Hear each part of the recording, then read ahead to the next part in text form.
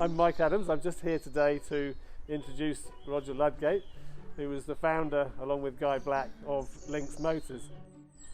I was instrumental in having the company get started because I was an architect at the time, and I agreed to have a rolling chassis built.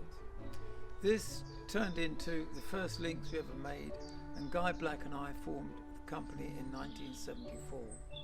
We exhibited at Olympia in January 1975, so it's now 45 years ago. Now obviously Lynx is relaunching in the UK, and I understand now, Roger, you're a shareholder in the company again, which must be very interesting after all these years to find yourself in that position.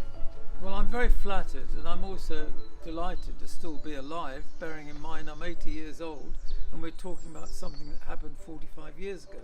And when we went up to the factory the other day, which is now known as Coventry Metalcraft, I was last in that factory in the 70s when it was called Abbey Panels. Abbey Panels, exactly. Yeah.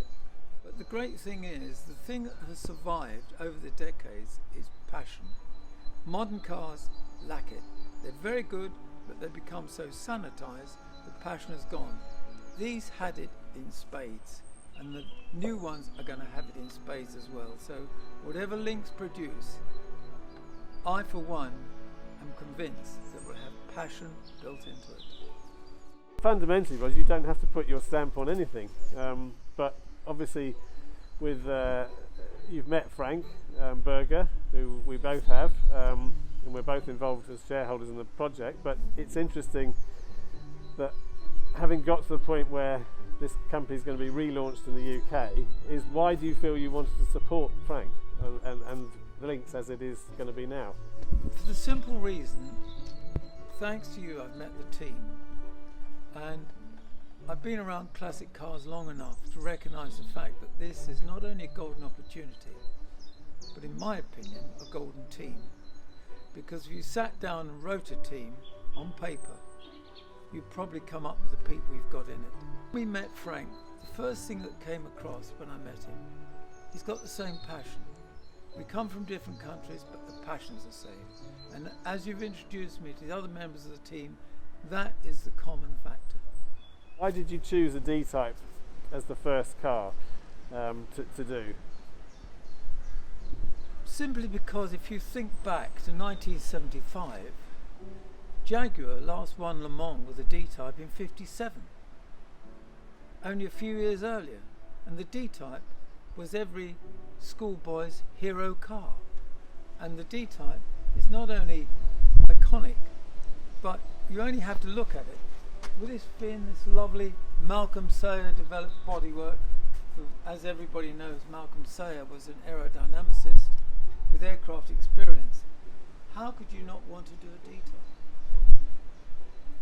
In this configuration, I went to France with my girlfriend, and at over 100 miles an hour we could talk to one another because the flow of the air over it allowed you to do so, and there was virtually zero buffeting, whereas many open cars are impossible above 60 miles an hour to even have a conversation. And as you say, the experience is something else. It is hard to describe, but I noticed whenever I demonstrated these to people, the conversations stopped because they just enjoyed the moment so much. It's very interesting because with the advance of technology and this, I would say, dream team that's been put together, Lynx has the opportunity in this rather sanitized world to produce products that not only have quality built into them, but the people involved are all doers, and they're not going to waste their time producing anything that isn't fun, exciting and properly made. Now, to get that into one little capsule is quite something, and this is why at my advanced years I'm prepared to give lots of time to Lynx, because I think it's going in the right direction. So Roger, could you tell us a little bit about some of the unique features about the car? So when you were recreating it originally, how on earth did you go about that? Well, the the ground had already been prepared for us because Jaguar built the E-Type, which was a follow-on, as you know, a road car. And what we did, because Guy Black and I could both use a drawing board, we resolved many of the problems on a drawing board rather than making it, and that saved us, with our limited resources, it saved us a lot of time and money. That was essential. And this came down to working out how to reproduce the wheels, the bodywork, you name it. And what we managed to do was to use the E-Type components and adapt them. So we went for the car that had followed the D-Type, the E, the road going car, we then used that with its advancement to turn it back into the D-Type. And the fact that the A-frames, I'll show you, are all hung off the front bulkhead and they don't go all the way back to the rear bulkhead like the D does. So there you have typical Jaguar engine, Weber carburetors. The A-frames are the same as the E and they hang off this front bulkhead. One advantage the car has, of course, is its reduction in weight. It's also 5.5 inches shorter in the wheelbase than the road going E, because all cars of years ago are very narrow in track. It makes the car extremely easy to drive, and because it hasn't got a weight penalty, it gives you a surprisingly good ride over uneven surfaces. Years ago they didn't have all the aerodynamic knowledge and aids that cars do now. The only thing they had was the fin. This is based on a 1955 long nose car, and I've driven these at very illegal speeds and they run arrow straight. Yes, the power to weight ratio is very easy to get 300 tractable horsepower out of a Jaguar engine. This car weighs 1900 weight as you see it, so it's well under a ton, which, and the power to weight ratio is very, very good. One of the things I always find interesting is that these cars were capable of extremely high speed. What would this have done at Le Mans? Norman Dewis, who I've spoken to, the old test driver, said these were geared for 180 miles an hour down the Morzine Straight. Which is a colossal speed, isn't it? Oh, you think, you know, in the 50s, the 1950s? I know, can you imagine? I mean, supercars now touch 200, that's only 20 miles an hour more. I know, it's incredible, isn't it?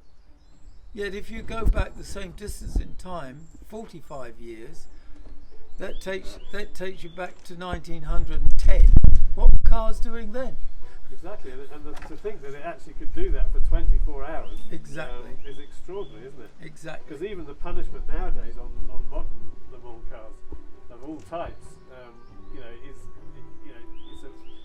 an absolute marathon, that race. And to think that back in the 50s you were able to do that at the sorts of speeds they were doing, and do it for 24 hours, whereas now we have a vast improvement in electronics, computers, all the rest of it, and people still struggle to finish that race. And I see this one's on twin choke Webers, and that's what we would have had standard fare at the time.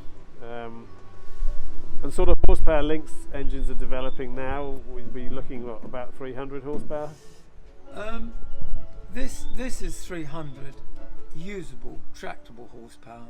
Yeah. Jaguar figures were misleading. They quoted 265 for an E-Type. Well, I've had many of them, and the only reason you get a figure of 265 is if you included the date. Yeah, because you're so right. I think an E-Type you were lucky, really. A standard one, 180 to 200 horsepower maybe, but probably more like 180. I've tested many of them on rolling roads, and a really good one gives you 145 at the wheels. A really good one. Most are 135. Yes. Yeah. But these engines now, would you believe, are able to develop something close to, in the region of 400 horsepower. Something, a lightweight E-Type at Goodwood is churning out 400 horsepower to keep up with the Cobras. If you have an engine in mild tune like this, and I've driven these across France, with high gearing which you can pull, you can get regularly 25 to the gallon out of these, which you won't out of a Goodwood entrant. No. And also, I think the Goodwood entrant, I mean, it's a very different kettle of fish, and these will go on for years. At the level that Lynx have built these two, which is around about 300 horsepower, they're extremely reliable, and they go on for years like that. That is the name of the game.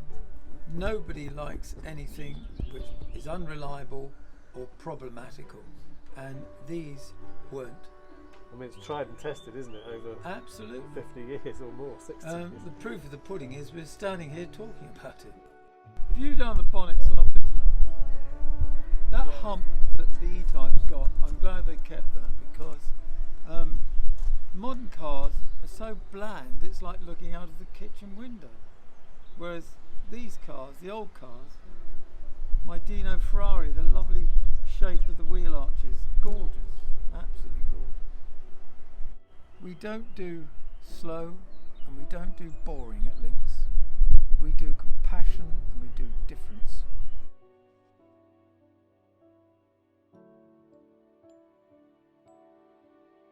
So Roger, you're leaning against a pretty much bog standard 911.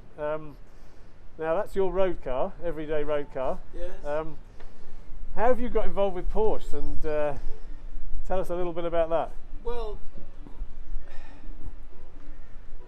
Porsche and Jaguar are very different, but they have similarities. The most important one is they're both so usable. As you know, I've got a Ferrari which I love, and I've driven it a lot.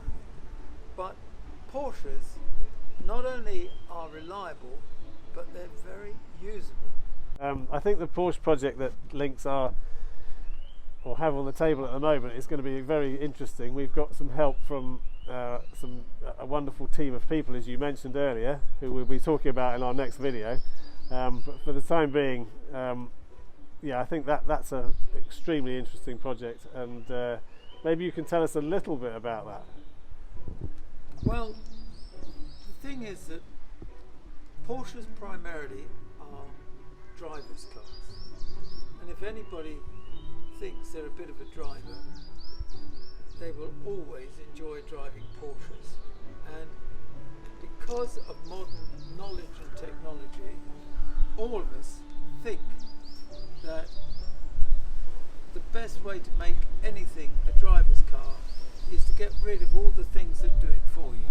As a result, I think that the Lynx Porsche, when it comes out, will be exactly that, a driver's car, which if you really want to drive a car, drive one of those and you'll never look back.